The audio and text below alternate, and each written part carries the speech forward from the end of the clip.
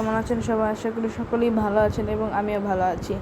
আজকে আমি শিল্প সংস্কৃতির ষষ্ঠ শ্রেণীর আনন্দধারা এই অধ্যায়ের সমস্ত ছক সহ সমস্ত সমস্যার সমাধান করার চেষ্টা করব।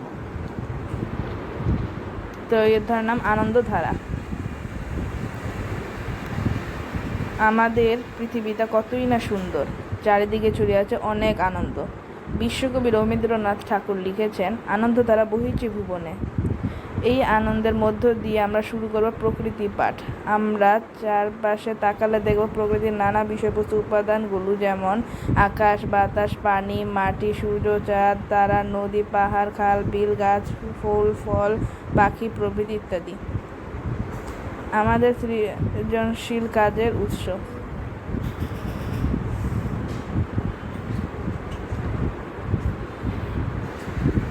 এই অধ্যায়ে আমরা যেভাবে অভিজ্ঞতা পেতে পারি, ধরে এই অধ্যায়ে আমরা যা করব,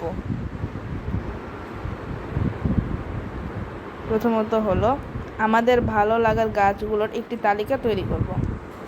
মানে তোমরা তোমাদের পছন্দের মতো গাছগুলোর একটা তালিকা তৈরি করবে। আমি তোমাদের উদাহরণস্বরূপ একটি তালিকা তৈরি করে দেখাচ্ছি। এই যে আমার ভালো লাগার গাছগুলোর তালিকা: ফুল গাছ, গোলাপ, জবা, শাপলা, গাঁদা, নয়নতারা। ফল গাছ: আম গাছ, খেজুর গাছ, পেয়ারা গাছ, জলপাই গাছ, কাঠবাদাম গাছ। এগুলো হলো প্রিয় গাছেরগুলোর তালিকা। গাছটি নিয়ে আমাদের ভাবনা নানাভাবে প্রকাশ করতে পারি। গাছ এঁকে অথবা পাতা এঁকে মনের মতো রং করতে পারি। বিভিন্ন রঙের কাগজ কেটে আঠা দিয়ে কাগজে লাগিয়ে পছন্দের মতো গাছের কলাচিত্র তৈরি করতে পারি। গাছের পাতার রং লাগিয়ে তার ছাপ নিয়ে মনের মতো নকশা করতে পারি। আমি তোমাদের উদাহরণস্বরূপ এই সমস্যাটা আমি তোমাদেরকে দেখিয়ে দিচ্ছি। তোমরা চাইলে আমার মতো না দেখে অন্য রকম বানিয়েও লিখতে পারো।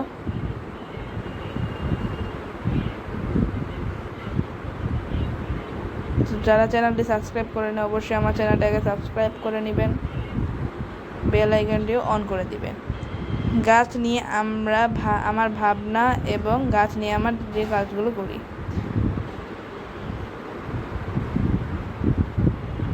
ঝরে পড়া এই পাতাগুলো এক সময় রোদে শুকিয়ে যায়। আমি এই শুকনো পাতার ওপর হেঁটেছি, শুকনো পাতার ছন্দময় শব্দ বাবার মোবাইল ফোনের মাধ্যমে ধারণ করেছি। আমার বন্ধুরা মিলে শুকনো পাতা, ছোট ডালপালা, রঙিন কাগজ কেটে কোলাজ তৈরি করেছি।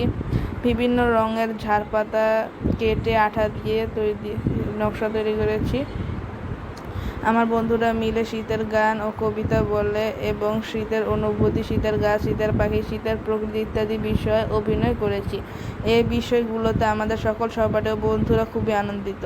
শীতের সময় আমাদের বাড়িতে খেজুরের রসের পিঠা পুলি তৈরি করা হয়। এভাবে করে তোমরা এই বাকিগুলো তুলে নিবে।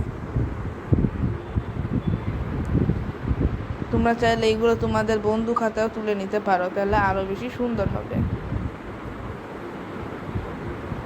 বন্ধুরা মিলে তাদের বিভিন্ন রকমের সুর আর ভঙ্গি দেখানোর জন্য সাপ্তাহিক গ্রামের বিল ও পুকুরে যায়, যা দেখে মন প্রাণ জুড়িয়ে যায়।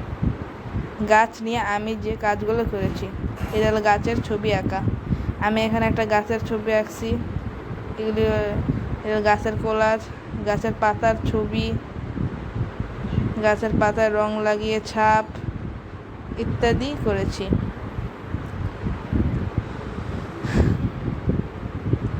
গাছের পাতা, ফুল, শিকড়, ডালপালা, মাটি, বালি সহ নানা রকম প্রকৃতির উপাদানের সাথে মিলিয়ে মনের মতো বিভিন্ন আকৃতি দিতে পারি।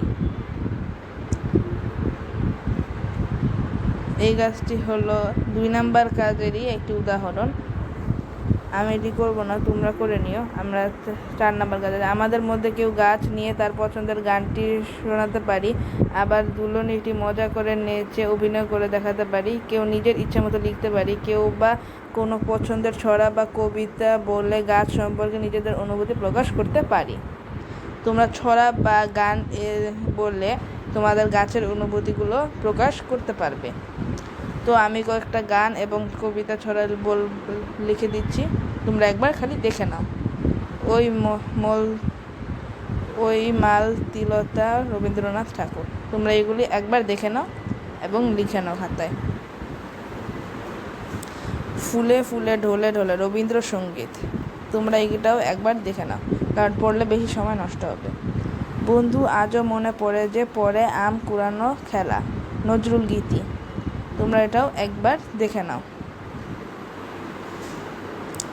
তাল গাছ, রবীন্দ্রনাথ ঠাকুর। এটি ছোটবেলার একটি ফেভারেট ছড়া, সবারই এটা, সব বাচ্চারা এটা জানে।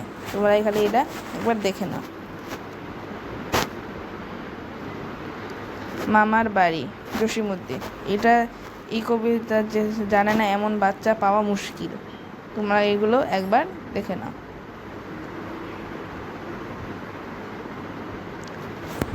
এবার নিজেদের পছন্দ মতো সাদা ও রঙিন কাগজ দিয়ে নকশা করে মলাট বানিয়ে একটি খাতা তৈরি করব। এই খাতায় আমরা আঁকবো, লিখব। প্রয়োজন অনুসারে পত্রিকার অংশ, পাতা, ফুল ইত্যাদি যা যা পছন্দের তা আঠা লাগিয়ে সংরক্ষণ করে রাখবো। বিভিন্ন সময় অংশগ্রহণ করা নাচ গান সম্পর্কে লিখব, যা হবে আমাদের সবসময়ের বন্ধু। আমাদের এই বইয়ের খাতার নাম হবে বন্ধু খাতা। বিশ্বকবি রবীন্দ্রনাথ, বিশ্ববিখ্যাত শিল্প লিওনার্দো দা ভিঞ্চি এমনই অনেক স্কেচ ছিল, যাতে শিল্পী সব কিছু উল্টো করে লিখে রাখতেন। আমরা চাইলে বন্ধু খাতা এমন অনেক মজার কাজ করতে পারি। আনন্দ দ্বারা বিষয়টি নিজের অনুভূতি শিল্পকলার যে কোনো একটি শাখায় প্রকাশের পর আমরা শিক্ষক সহ সহপাঠীর অনুভূতি ও মতামত প্রকাশ করতে পারি। অন্য সহপাঠীর পরিবেশনের বিষয় সুন্দরভাবে নিজের অনুভূতি ও মতামত জানাতে পারি। তোমরা এই বন্ধু খাতাটা কীভাবে আঁকবে তার কয়েকটি স্যাম্পল বা ডিজাইন আমি তোমাদেরকে দেখিয়ে দিব। তোমরা চাইলে গুগলে সার্চ করে বন্ধু খাতা কীভাবে বানাতে হয় তাও দেখতে পারো। এই যে এটা হলো অনেক ভালো ডিজাইন, এটা হলো আর একটা ভালো ডিজাইন। এখন আমরা একটা ছক দেখতে পাচ্ছি। এই অধ্যায়ে আমি যা করেছি তা লিখি এবং আমার অনুভূতি বর্ণনা করি। মানে অধ্যায়ে তুমি যা যা করছো তা এই ছকের মাধ্যমে লিখবে এবং তোমার অনুভূতি প্রকাশ করবে।